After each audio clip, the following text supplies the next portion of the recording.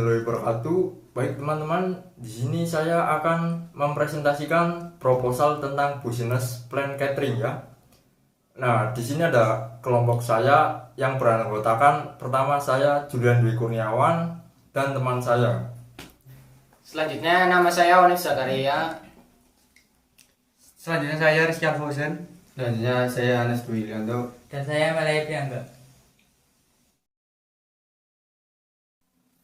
Di sini ada bab 1 yaitu pendahuluan. Pertama-tama ada latar belakang usaha. Catering memiliki arti spesifik yaitu penyediaan jasa makanan dan minuman. Catering biasanya dibutuhkan pada berbagai acara, contohnya seperti pesta, rapat, seminar, dan lain sebagainya. Kegiatan-kegiatan tersebut membutuhkan makanan dan minuman dalam jumlah tertentu. Pada kegiatan-kegiatan tersebut, biasanya pihak penyelenggara menyewa jasa catering untuk menyiapkan atau memenuhi kebutuhan makanan dan minuman sesuai yang dibutuhkan dalam acara tersebut.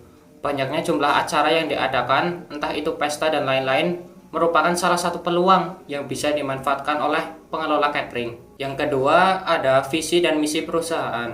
Untuk visi, yaitu membuat bisnis catering yang mampu bersaing di zaman modern, serta menjadikan sebagai makanan sehat dan kreatif sehingga dikenal masyarakat luas.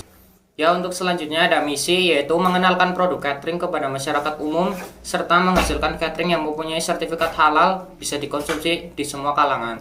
Yang ketiga ada tujuan dan manfaat. Tujuan bisnis catering secara umum adalah untuk menjadi bagian dari bisnis yang memberikan penghasilan sesuai dengan target masing-masing pengusaha. Dengan menjadi bagian dari industri kuliner, maka memiliki bisnis catering akan membuat usaha semakin berkembang dengan bertambahnya pelanggan yang memang membutuhkan usaha catering. Apalagi jika kamu mempunyai banyak relasi yang bisa membantu membuat usaha kamu semakin maju. Jika sudah menjalani usaha dan sudah mengetahui apa hasil yang akan didapatkan, tentunya kamu akan merasa bangga dan puas dengan apa yang dihasilkan. Selanjutnya, manfaat bisnis catering. Di antara lain, berkembangnya para supplier makanan. Selanjutnya ada manfaat bisnis catering. 1. Berkembangnya para supplier bahan-bahan kebutuhan catering. 2. Bisnis catering sangat dibutuhkan masyarakat untuk berbagai kegiatan yang dilakukan baik skala kecil maupun skala besar. Yang ketiga, ada dengan kamu memiliki usaha sendiri, otomatis memiliki kebebasan seutuhnya dalam menentukan masa depan sendiri. Yang keempat, bisa mendapatkan keuntungan lebih yang bisa digunakan untuk kebutuhan hidup. Yang kelima, dengan membuka usaha bisnis catering, kamu bisa membuka lapangan pekerjaan untuk orang lain. Secara tidak langsung, hal ini dapat mengurangi jumlah pengangguran. Yang keempat, ada struktur organisasi perusahaan. Pertama ada CEO, yaitu Julian Dwi Kurniawan. Yang kedua ada manajer keuangan, Malaya Priangga. Yang ketiga ada manajer pemasaran, Onif Zakaria.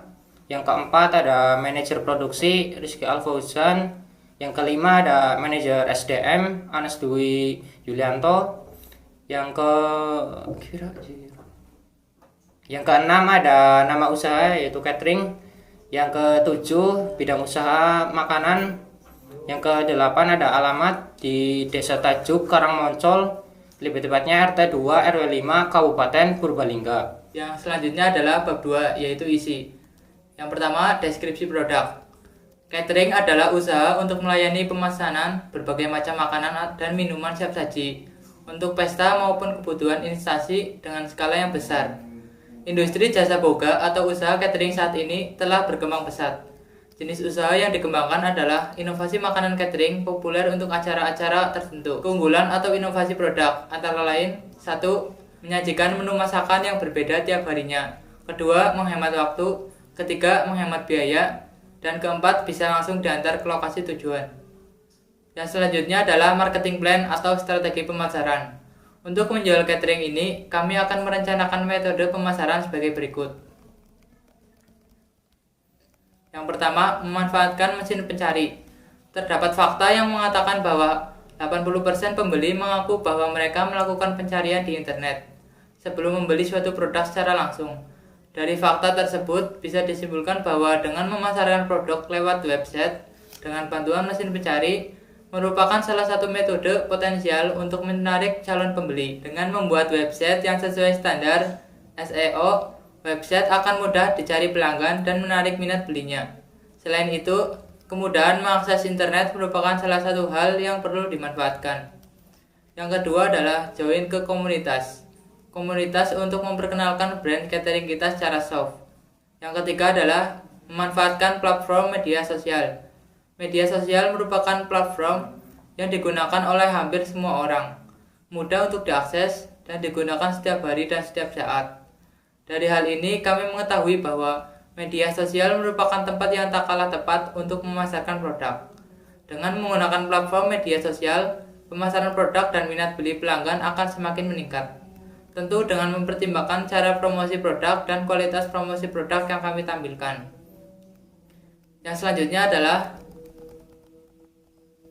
meminta testimonial dari konsumen yang sudah membeli dan posting testimonial tersebut atau dijadikan iklan. Selanjutnya, yang ketiga adalah laporan keuangan. Bisnis kami mendapat modal dari bagi modal yang terdiri dari 5 orang. Per orangnya mengeluarkan modal masing-masing 1 juta rupiah. Dari modal awal kita sebesar 5 juta rupiah. Berikut ini kita menampilkan proyeksi keuangan kita dalam 1 bulan. Yang pertama ada kas sebesar 5 juta rupiah. Kedua ada modal 5 juta rupiah, setoran untuk modal awal.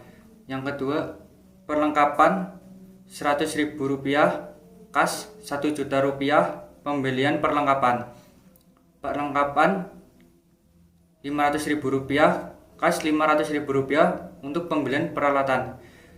Kas sementara 3.500.000 rupiah. Proyeksi penjualan dalam 1 bulan minimal mendapat 4 kali pesanan 2 kali partai besar, minimal 100 porsi 8.000 rupiah, 2 kali 100 porsi dikali 8.000 rupiah sama dengan 1.600.000 rupiah.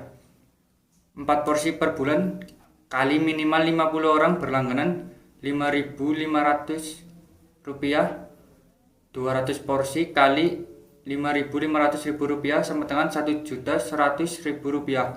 Perkiraan pendapatan minimal 1 bulan 2.700.000 rupiah. Jurnal transaksi dalam satu bulan yaitu 1.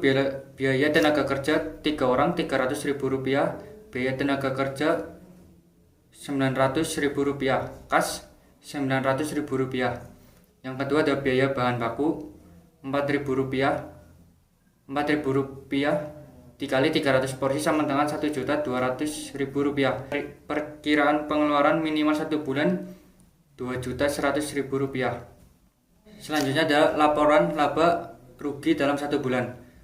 Yang pertama ada pendapatan 2 kali 100 porsi 8.000 rupiah sama dengan 1.600.000 rupiah. 200 porsi dikali 5.500.000 rupiah sama dengan 2.700.000 rupiah. Ditambah pengeluaran biaya tenaga kerja 900.000 rupiah. Selanjutnya ada biaya bahan baku 1.200.000 rupiah ditambah 2.100.000 rupiah. Lalu ada laba 600.000 rupiah. Yang keempat, selanjutnya peluang usaha. Catering merupakan usaha yang melayani pemesanan berbagai macam makanan dan minuman siap saji untuk pesta maupun kebutuhan instansi dengan skala yang besar. Industri jasa boga atau usaha catering saat ini telah berkembang pesat. Jenis usaha yang dikembangkan adalah inovasi makanan catering populer untuk acara-acara tertentu. Jika berbicara masalah peluang usaha catering, maka tentu saja ini merupakan salah satu usaha yang memiliki prospek yang cukup bagus. Setidaknya ada beberapa hal yang membuat peluang bisnis catering cukup menjanjikan. 1. Memiliki banyak peminat. Catering ini sangat dibutuhkan pada acara-acara tertentu. Catering ini biasanya dihidangkan di acara-acara pesta atau ulang tahun karena penampilannya yang menarik dan rasanya yang bervariasi. Hal ini tentu membuat catering akan selalu dibutuhkan oleh berbagai kalangan instansi yang membuat peredarannya dan keberadaannya akan terus ada untuk waktu yang lama. Yang kedua, rasa yang bervariasi dan tampilan yang menarik. Jika dibandingkan dengan makanan lainnya, maka catering bisa dibilang sebagai makanan siap saji lebih kreatif, menarik, dan memiliki rasa yang bervariasi. Kemudahan menghias dan menata catering ini juga membuat catering dapat disajikan dengan cara yang lebih kreatif dan menarik. Kepopuleran catering ini pun sudah diketahui oleh banyak orang sehingga minat masyarakat terhadap catering pasti akan tetap ada. Yang ketiga, proses pembuatan yang cepat dengan hasil menjanjikan. Untuk proses pembuatan catering ini sendiri bisa dibilang mudah dilakukan dan modal usaha yang dibutuhkan juga tidak terlalu banyak. Walaupun proses pembuatannya mudah dan modal usaha yang dibutuhkan tidak terlalu banyak, namun hasil yang didapat jauh lebih menarik daripada makanan online pada umumnya. Karena pada dasarnya catering ini memiliki bentuk dan rasa yang lebih bervariasi, sehingga merupakan pilihan yang tepat untuk membuka usaha dengan catering sebagai macam-macam menu yang ada. Baik, selanjutnya penutup. Untuk kesimpulan, bisnis catering merupakan bisnis yang memiliki peluang menjanjikan. Keunggulan catering ini adalah menyediakan beraneka ragam menu makanan sehat dan bergizi dengan banyak bentuk yang menarik. Produk ini dipasarkan adalah makanan untuk semua umur. Makanan yang ditawarkan oleh catering adalah makanan dengan seimbang yang bergizi aneka menu makanan enak, menarik, sehat, dan tentunya dengan gizi yang baik. Harga yang ditawarkan sesuai dengan paket yang dipilih. Promosi dilakukan menggunakan media sosial dan media cetak dengan penyebaran brosur. Lanjut ya, saran. Untuk menghadapi persaingan catering di masa yang akan datang, diharapkan selalu terdapat inovasi terbaru dari catering. Inovasi dapat berupa bentuk yang lucu, penambahan gizi pada makanan, variasi menu, dan variasi bahan yang digunakan. Selain itu, peningkatan kualitas pelayanan agar sangat penting diperhatikan untuk menjaga loyalitas pelanggan. Apabila pelanggan puas, maka diharapkan tidak beralih ke jasa catering yang lain. Terima kasih. Terima kasih. Begitulah presentasi proposal dari kelompok kami tentang business plan catering. Kalau ada yang mau ditanyakan, bisa ditanyakan di kolom komentar di bawah ini ya teman-teman. Nanti dari kami akan menjawab. Baik, terima kasih.